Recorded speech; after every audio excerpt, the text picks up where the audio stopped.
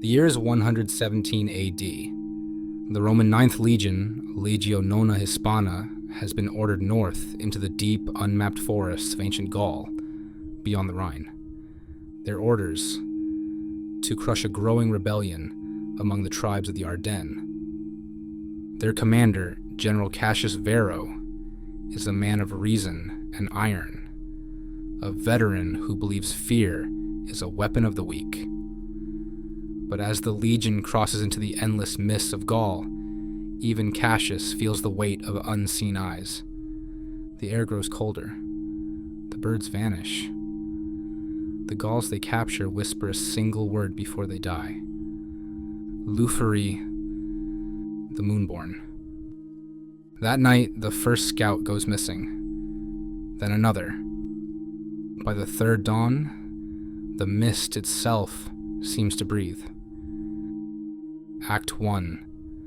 The Forest of Eyes. They march through towering oaks twisted like serpents. Strange symbols are carved into bark, spirals, moons, and circles of teeth. At dusk, they find an ancient standing stone covered in blood and fur. Their priest, Lucian the Augur, reads the runes and warns Cassius. These woods are not conquered by sword or flame. They belong to older gods. Cassius scoffs, ordering the men to destroy the stone. As the hammers strike, a howl rises from the woods, long, low, and unending. The men freeze. The forest goes silent again. Too silent. Only the river continues to whisper, carrying something that looks suspiciously like hair and bone downstream. Act 2. The Gaulish Prisoner. A patrol returns dragging a young Gaul woman in chains, a druidess. Her name is Aenwyn, and her eyes are silver, glinting even in the dark. Cassius questions her, demanding to know what hunts his men. Aenwyn replies, calm and cold, "You burn the woods of the moon, Roman. You shed blood under the watching eye. You've woken what sleeps beneath our soil." When pressed, she warns them. Every century, the Moonborn claim those who trespass. They were once men, like you. They wore iron and banners. Now they wear the forest. Cassius orders her executed. But that night, when they go to carry it out, her cage is empty. The iron bars torn apart from the inside. Act 3. The First Night. The moon rises, a swollen white eye through the fog. The sentries report shapes in the tree line. Not men, not wolves. Something between. Then the attack comes. The camp erupts in chaos. Claws tearing through tents, screams echoing through the mist. One soldier's throat is ripped out before he can draw his sword. Another is dragged screaming into the dark, his cries ending with a wet crack. Cassius rallies the men, forming a defensive square. Torches flicker, and through the firelight, they see them. Towering, sinewed figures with the torn remnants of Gaulish armors still fused into their flesh. And among them, Aenwyn, half human, half beast, her eyes burning silver. "You were warned," she whispers, "before the beasts charge." Miss? Act 4. The Blood of Rome. When dawn comes, over 200 of the Ninth are dead. Cassius orders a retreat, but the forest has shifted. The paths are gone. The sun no longer rises the same way. The men whisper that they are trapped in the Forest of Eyes, a place not marked on any map, a place that moves. Lucian the priest insists they must purify themselves. They hunger for sin, he says. We must offer blood to appease them. Cassius refuses. Rome offers blood to no one. That night, Lucian is found hanging from a tree, his body carved with Roman numerals that count down from 9. When the moon rises, Cassius's second-in-command, Centurion Brutus, begins to convulse. His eyes turn gold. His mouth foams.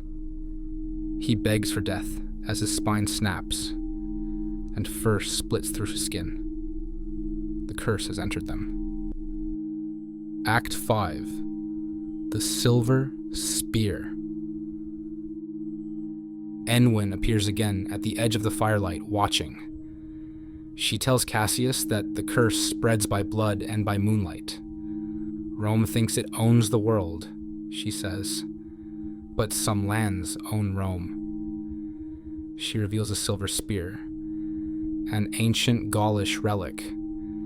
Kill the one who turned you, she says, and the curse will sleep again. Cassius takes the spear, though he no longer trusts what is real. The howls grow closer each night. He dreams of the Colosseum, of beasts and crowds chanting for blood. He wakes to find his hands covered in it. By the 7th night, half the legion has turned. They hunt by moonlight, feeding on their own. The others fight desperately, torches and silver blades glinting in the fog. The forest becomes a graveyard of iron and bone. Act 6. The Final Stand. Cassius rallies the last of his men atop a hill fort, an old Gaulish ruin surrounded by stone idols of wolves. He carves the legion's banner into the rock and swears an oath. If Rome falls here, we fall as men. The red moon rises.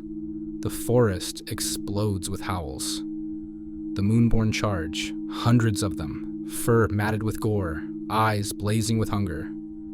The battle is beyond human. Teeth clash against iron, fire meets shadow, the air fills with smoke and screams. Cassius fights like a madman, driving the silver spear through beast after beast, until finally he faces Aenwyn herself. She looks at him, sorrowful. "You could have left," she whispers. "You could have let the old god sleep." Cassius drives the spear through her heart. The scream that follows is not human. It shakes the trees, the ground, the moon itself. The beast falls silent. Then, slowly, they turn their eyes to him. Cassius looks down. His hands are covered in fur. His reflection in the spear's silver surface shows the face of a wolf. Act 7. The Last Record. Months later, a Roman supply convoy reaches the northern frontier. They find no survivors, no bodies. Only a stone tablet carved into the altar of an old Gaulish shrine. It reads, "To Rome we marched into the forest of the moon and found gods that do not die. The 9th Legion is no more. We are the shadows between trees, the teeth beneath the light. The Moonborn have our names." The soldiers who find it report hearing howls echoing from the hills that night. Howls that almost sound like Latin. They leave at dawn, too afraid to look back. Epilogue. Centuries later. In modern France, deep in the Ardennes, archaeologists uncover a Roman gladius buried in a wolf's skeleton. The handle bears a Latin engraving, Cassius Varro, Legio Nona Hispana. The dig team laughs it off as myth until that night, when one of them records howls near the camp. Long rhythmic howls, 9 in sequence. When they play back the recording, there's something faint beneath the sound. A whisper in Latin, Legio Nona Immortalis, the 9th Legion immortal.